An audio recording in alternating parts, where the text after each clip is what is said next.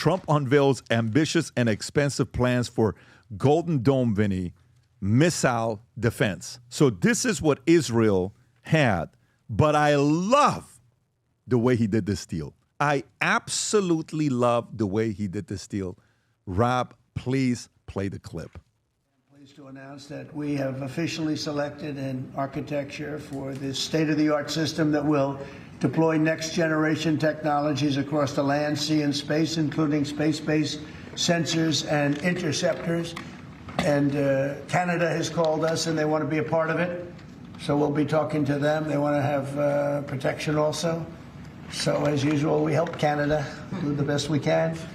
This design for the Golden Dome will integrate with our existing defense capabilities and should be fully operational before the end of my term. So we'll have it done in about 3 years. Once fully constructed, the Golden Dome will be capable of intercepting missiles even if they are launched from other sides of the world and even if they are launched from space. And we will have the best system ever built. As you know, we helped Israel with theirs, and it was very successful. And now we have technology that's even far advanced from that, but including hypersonic missiles, ballistic missiles, and advanced cruise missiles. All of them will be knocked out of the air. We will truly be completing the job that President Reagan started 40 years ago, forever ending the missile threat to the American homeland, and the success rate is very close to 100%, which is incredible when you think of it. You're shooting bullets out of the air. I'm also pleased to report that the One Big Beautiful Bill will include $25 billion for the Golden Dome to help construction get underway. That's the initial sort of a down deposit. And we have probably, you're talking about, General, we're talking about $175 billion total cost of this when it's completed. Okay, so Tom, thoughts on this? Well, there was a comment. First of all, I like it. We have to do this. And if anybody has seen what the Iron Dome has done to protect the citizens of Israel who have all these rocket attacks coming at them and what they've done and how they've been protecting it, you can see these are the kind of defense systems that work. And thank goodness that they exist. And now we're just talking about taking it to next generation. Next generation. And by the way, I love the quote. Now, it's not that I love the quote like I like the quote. It was very ironic quote from the foreign ministry spokesperson of China, Mao Ning, who goes by Mao. Gee, that's appropriate. He said, quote, "The U.S., by putting itself first and being obsessed with pursuing absolute security." Yeah, we're protecting our citizens, right? He continues, "This violates the principle and diminishes the security for all and undermines global strategic balance and stability." Wait a minute. It doesn't undermine balance. It helps ensure balance because you're trying to build stuff like this. You're investing in it. China is saying this. Yeah. You're undermining the balance. Yeah, the balance with your thumb on the scale, Mao, and the underlying global stability. No, you're undermining stability. We're bringing stability back because when the Pershing missiles were threatened to go to Germany, the Berlin Wall came down. There's a lot of things that came before Reagan's speech. Reagan's speech was tremendous.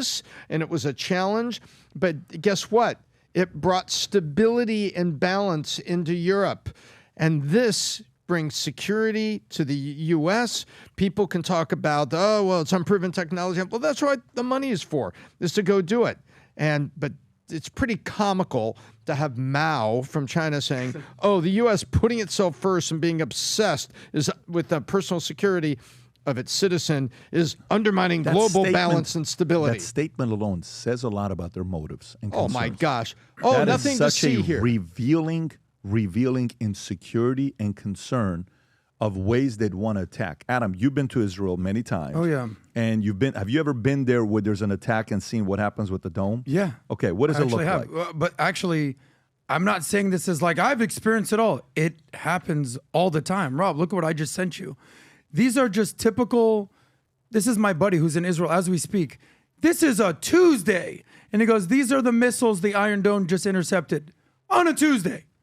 So people want to understand who's Israel fighting? It's the same enemy that America will be fighting if we don't recognize the danger of radical jihadist terrorists all around the world. Imagine you're in San Diego and Mexico is shooting missiles, whether it's Hezbollah, Hamas, the Houthis. Rob, there's multiple images. I don't know if you have more than that. That's the major city, Tel Aviv. Do you see how many missiles are flying? This is not casual, guys. You're in San Diego. You're in Miami. Cuba, the Cuban Missile Crisis. We're almost at the war over it.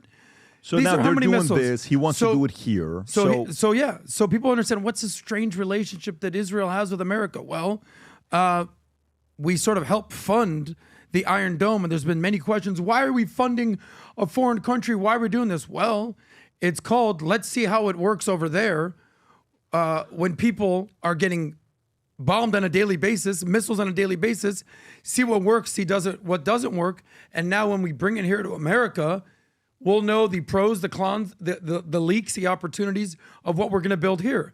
So Israel's on the front lines of exactly what United States is preparing with this Golden Dome. I think it's amazing what Trump is doing. And they used Israel as a tester startup example of what works and what doesn't work. And you know what I like about America. the way he did the deal? Here's what I like about the way he did the deal. $25 billion to start off, going to end up costing $175 billion. He's making Canada participate and pay for a portion of it. Why? Because Canada's military expenditure is only 1.2, 1.3% of their GDP. We're on 3.5%. Mexico's 0.7%. So the way he's doing the deal is great. It's like Canada's going to pay for it as well. Carney has apparently agreed to do this. And then the way he says it, when is it going to get done? Did you see when it was going to get done?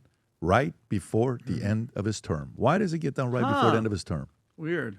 It is kind of weird. By the way, Pat, in your opinion, why are we creating this? Meaning, what countries or organizations are we most worried about would potentially shoot missiles? Yeah, this is life insurance. Okay. This you're not doing it because of anything. You're just buying insurance. But go there. What countries do we fear that would potentially do this? Who's the first person that reacted to it? China. Okay. China. I mean, China Right. reacted to it, right? So who else? I don't know if it's that many. You know. I have 4 on my Okay, list. who do you have? China, Russia, Iran, and who's your fourth? I have North Korea. and in a very particular order. I have North Korea last Okay. of these 4. I have Russia third. Okay. I have China second, and first, and it's not even close, is Iran. Okay. Why is Iran the most dangerous, in my opinion? Because they believe in the afterlife. They don't believe in life. They'll take us all to heaven or hell to go see Allah and not even blink twice. China, what's the religion in China? Nothing. They believe in the state, communism. What's the religion in Russia? I don't know, whatever Putin allows you to do. North Korea, they pray to the dictator. They're in Orthodox Iran, Christian. Okay, yeah, well, allegedly. Well, Russian Orthodox. Iran, they will take everybody to hell in a handbasket and not even think twice. They're playing by a completely different set of rules. Does China have nukes? Yeah, China has nukes. Does Iran doesn't have. China has to Not be. that we know about. Yeah, China has to be number No, one. and that's China why- is That our we know biggest about. threat, hands down, plain and simple. Those and mind you, those spy balloons that were flying over. I know Biden reversed a bunch of policies that Trump made. And by the way, Trump made Space Force for a reason. Everything is strategic with him. And guess what? I did some research. You know what China's way of dropping an EMP, which, mind you, it's only a matter of time till they go after the grid. That's how they do it, Tom. They fly these balloons because they can't really be detected, and they drop them at high altitude, and a large area is finished. Adam, I get it. Iran is bad, And especially nuclear watching them. creates that Oh. electrical pulse you can read about in physics that neutralizes things that are passing electricity. Yeah, Iran, screaming it, but China's been at war with us, and they have all multiple fronts. The brainwashing of the kids, the flying the balloons, the monitoring, the trying to screw us over with money, COVID. They're. By the way, say what you think will China's number about all these things. If your enemy, the weapon of militaries is the nuclear sub. Yes. That is the weapon. 80% of our arsenal. Iran has 19 subs. They have a reasonable, not a formidable, a reasonable navy. But China and Russia have formidable navies. Exactly. And you don't want Iran to have nukes and then now have a nuclear sub where you can get pretty far with Let me that. go. You have the Vol conference that's coming up. We do this once a year. This year we're expecting 12,000 people there. Last year we had 1,500 husbands and wives that were there.